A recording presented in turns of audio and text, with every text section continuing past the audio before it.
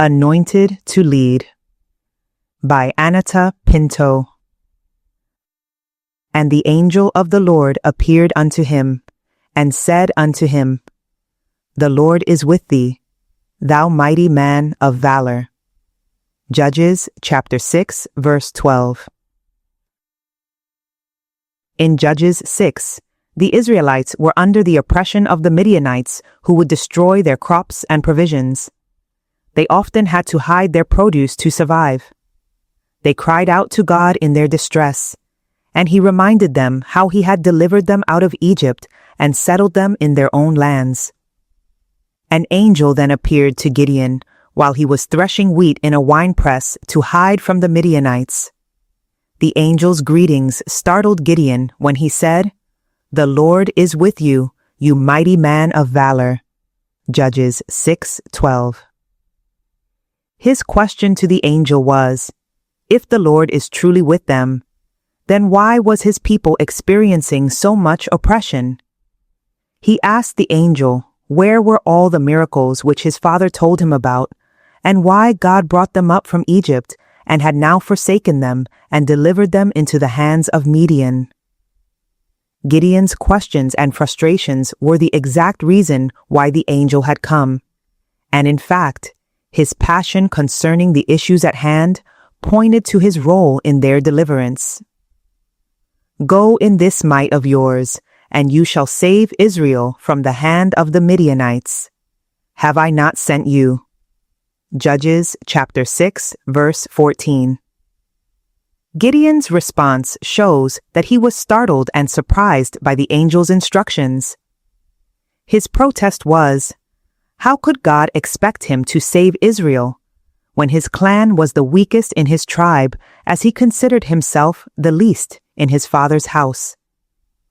The angel shared with Gideon the antidote to his fears, which was that the Lord would be with him and he would defeat the Midianites as one man. As the story unfolds, Gideon defeated the enemy with a small army, as God instructed him to reduce the initial draft.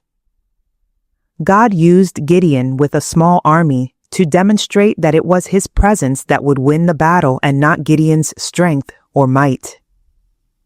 Saul had a similar response when God called him through Samuel to lead as the first king of Israel.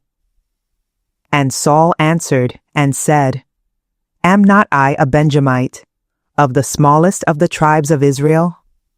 And my family the least of all the families of the tribe of Benjamin? Wherefore then speakest thou so to me? 1 Samuel chapter 9, verse 21. It may not be accurate to say these men had an inferiority complex. Rather, they lived in a context where people were often valued and measured by their tribe, family standing, and lineage. While Gideon's leadership was marked by dependence on God, Saul's was ultimately undermined by pride and disobedience. Perhaps he had not overcome his insecurity and sense of insufficiency enough to rely on God to help him to succeed. After Saul's reign became misaligned with God's will for His people, God sent Samuel to anoint another man who, within his family, appeared to be the least among them. When Samuel turned up at Jesse's house to anoint one of his sons, as King David was not even invited to the family meeting. Rather, he was busy in the fields looking after sheep, and it was only after God had rejected each of Jesse's other sons. It was only when He made all 7 of them pass before Samuel that David was even considered. I imagine how Samuel may have been wondering if he heard God right the first time, because when he was at Jesse's house, he had seen what seemed like all his sons, and God said no to all of them. Samuel had to ask Jesse if these were all his sons. He responded that there was another one who's the youngest, and he was keeping the sheep. Samuel told Jesse to send and fetch David because he did not plan to leave without anointing somebody, as none of his sons in the house had been chosen by God. Once David entered the house, Samuel heard God clearly. Arise, Anoint him, for this is the one. 1 Samuel chapter 16 verse 12. The summation of my story is to reflect on the how God uses seemingly insignificant people to become great leaders. God uses the foolish things of this world, the base things, and even the weak things to accomplish His glory. Human qualifications and prerequisites don't determine God's assignment and to whom He ascribes glory. We often look at the outward appearance when we consider people's background, what they're bringing, and sometimes their qualifications to determine the value we place on them. Often God would use a person of no significance to demonstrate to us that His power surpasses our understanding. Gideon did not see himself as a mighty man of valor. Saul considered his tribe and family to be the least among his people. I think David had a sense about who he was in God, given how much time he spent alone with God.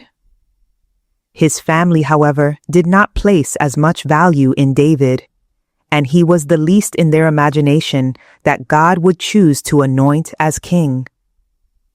Perhaps their assumption was based on David's age. There may have been other realities that were at play in his situation. Whatever their assumption was, it was God who made the final decision, and in each of these stories, it was God who made the choice as to who He had chosen to anoint to lead. The stone which the builders refused is become the headstone of the corner. Psalm chapter 118, verse 22.